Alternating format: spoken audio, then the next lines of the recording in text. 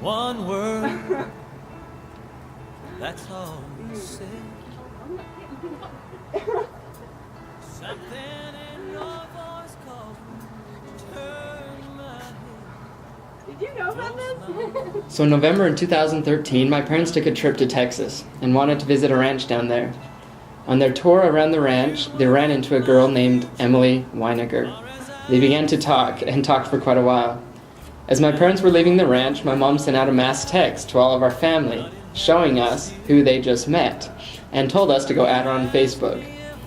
About a week later, on November 20th, 2013, I decided to send a friend request to her on Facebook.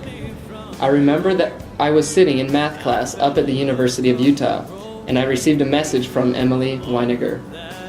I started to smile and have a grin from ear to ear as we began messaging back and forth with each other.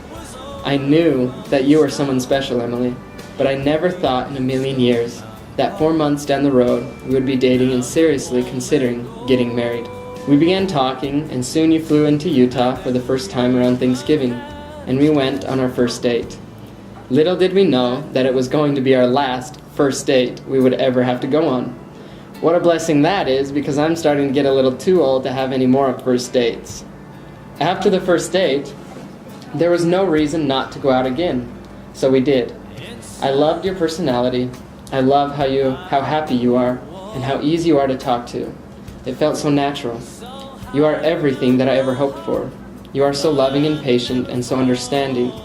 After the second date, I couldn't wait until you came back to Utah so that we could continue going out with each other.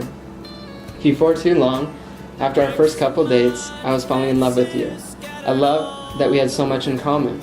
It was hard to have a long-distance relationship with you living in Texas and I in Utah. The hardest thing was saying goodbye. The day after Valentine's Day, we had to say goodbye yet once again. This time was by far the hardest goodbye for me. I was traveling to the Philippines for 2 weeks and I didn't know if I was going to be able to talk to you or not. It was that night that I knew without a doubt that I loved you, Emily. It was also the first time that I expressed it to you. The next 2 weeks in the Philippines were hard to be so far away from each other. While I was in the Philippines, many of the young men there always asked me about you. They asked me if I was going to marry you, and I simply said yes. I feel like I was supposed to marry you for a long time, but maybe just waited for the right time to express it to you. After those 3 weeks had come and gone since I last said goodbye, I was on a plane to come visit you in Texas.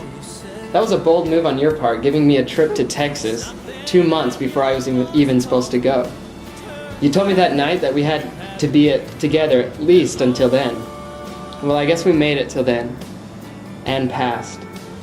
2 days after I got home from Texas, on March 18th, I had a really hard day. I went through every possible feeling. I didn't know if I would marry you or not.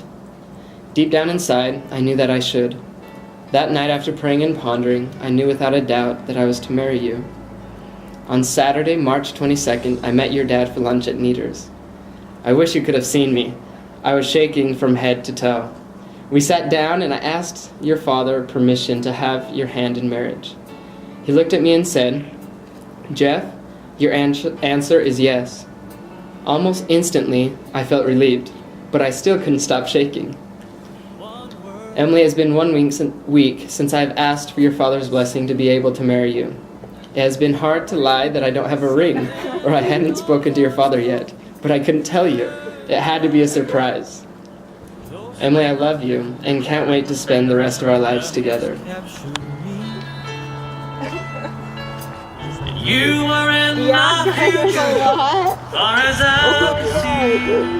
I have a question for you. Yeah. Yes. You asked me if I Am I shaking? I'm shaking too, so don't worry.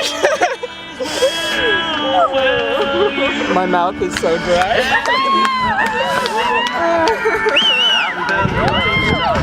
roll